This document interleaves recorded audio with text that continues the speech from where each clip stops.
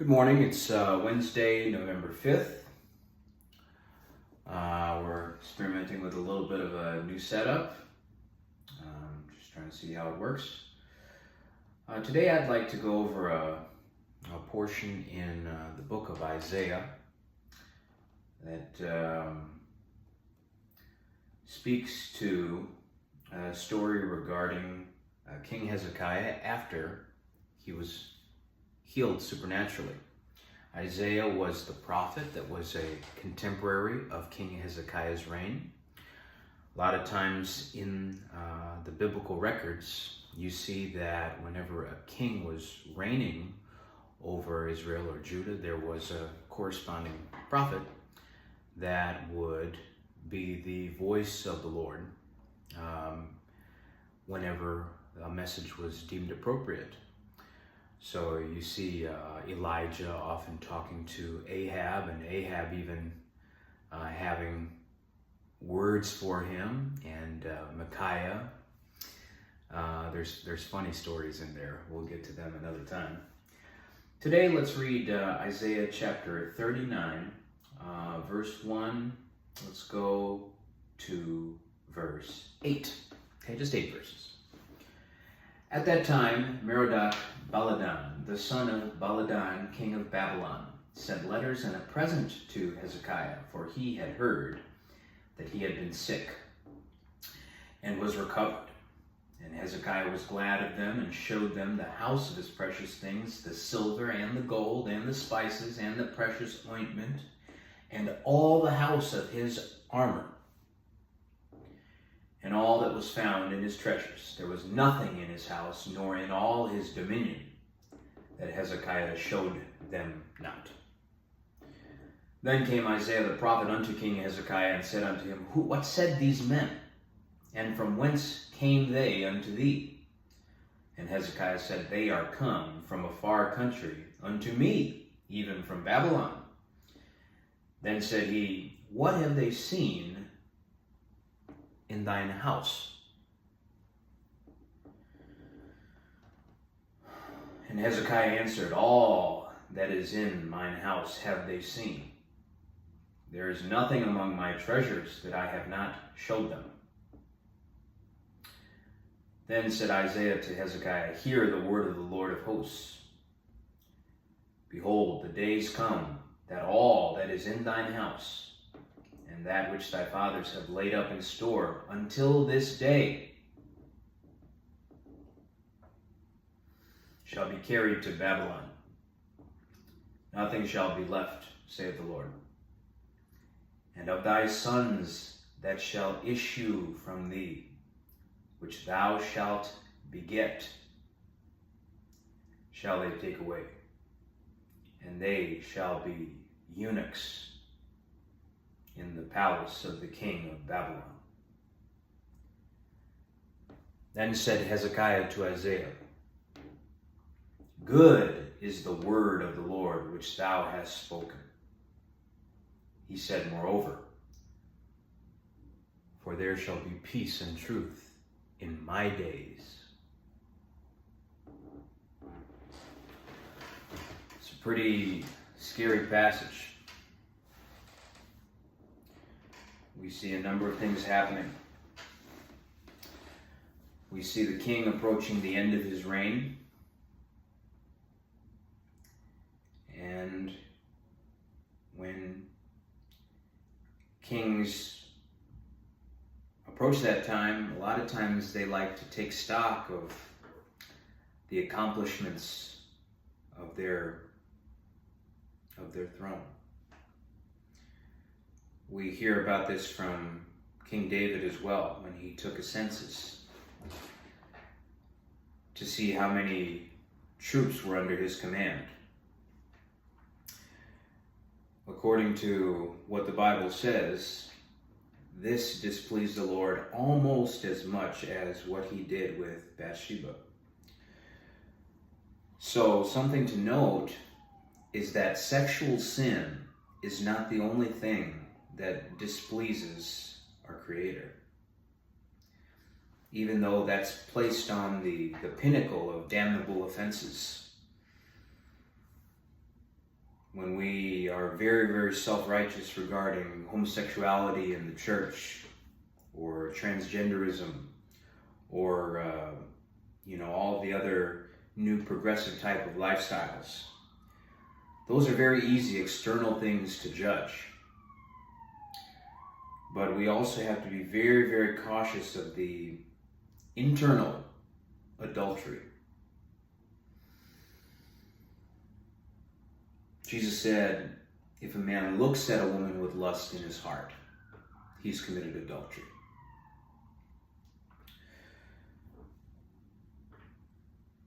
A king's job, as far as I can tell,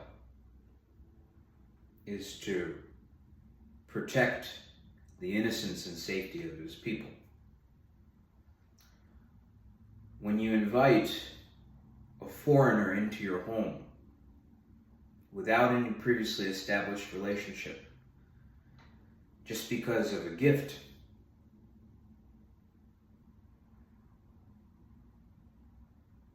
from the outside looking in, that can seem very short-sighted.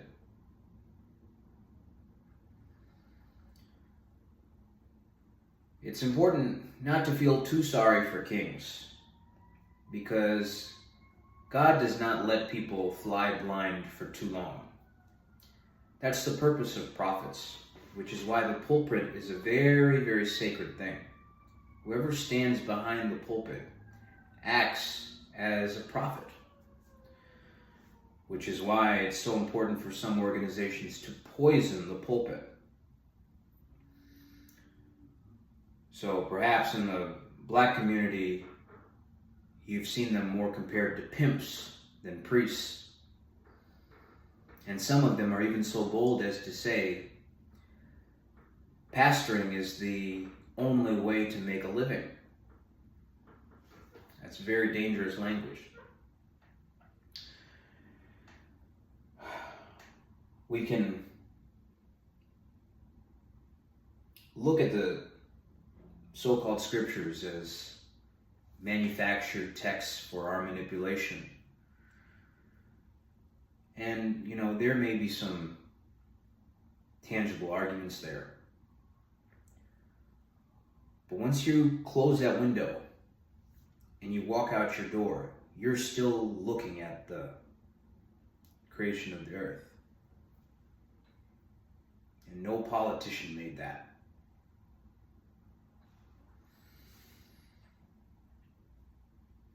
It's not easy being Isaiah. The New Testament says he was sawn in half as a consequence. In Game of Thrones, there was a 12 or 13-year-old king that decided to cut out the tongue of someone who displeased him. That's the kind of authority that human kings have, which is why none of us is worthy of the throne. None of us can rule 100% righteously and justly. We should be terrified of the throne, and we should be terrified of the pulpit. Unfortunately, in this country, that type of fear isn't properly taught anymore.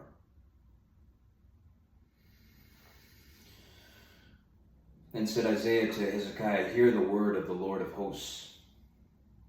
Behold, the days come that all that is in thine house, and that which thy fathers have laid up in store until this day. The wealth that we have is not because of our own effort. It's because of the sacrifice of our ancestors. And all the wisdom they've collected because of the heartache and pain of their own lives. And if they were blessed enough to know the Creator personally, that wisdom is amplified infinitely.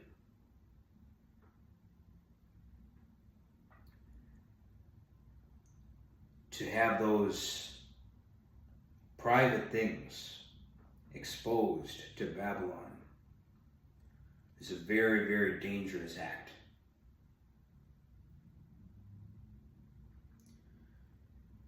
We should all seek immediate forgiveness for displaying our most private things to Babylon.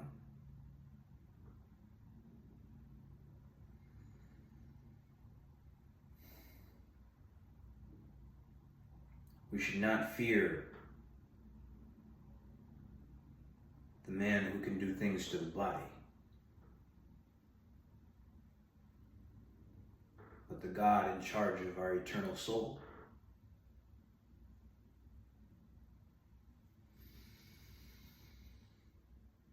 And of thy sons that shall issue from thee, which thou shalt beget. It's challenging to look far enough ahead to the needs of sons you don't have yet. But we see the sons of our brothers every day. And the test of love is, do we see them as our own sons?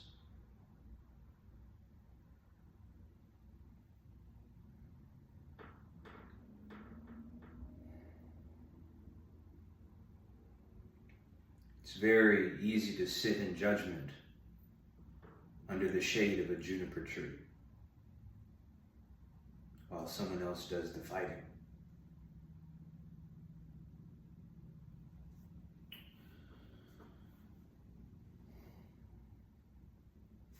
What said these men, and from whence came they unto thee? They are come from a far country unto me, even from Babylon. The wise men came to see the birth of Jesus. And in respectful custom, they went to King Herod first. And King Herod said, "Let me go with you, so that I may worship him as well."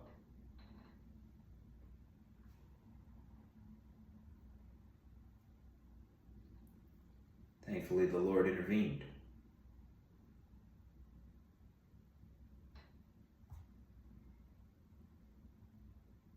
Brevity is important in times like this.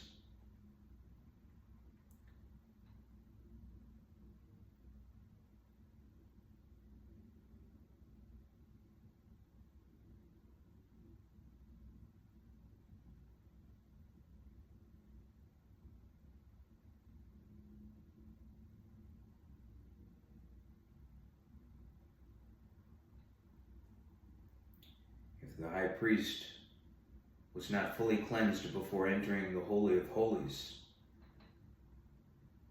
the bells on his robe would tell the other priest to remove his dead body from the tent.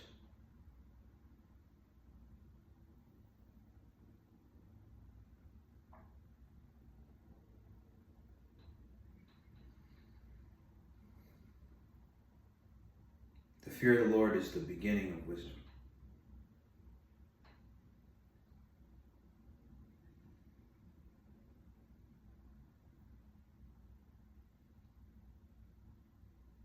Texas movement was built with great fear,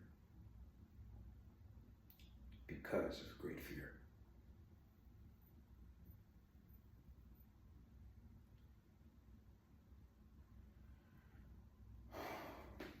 Children move with peace and freedom today. You're covered by prayer and by pain. Please do not forget either one. Be blessed.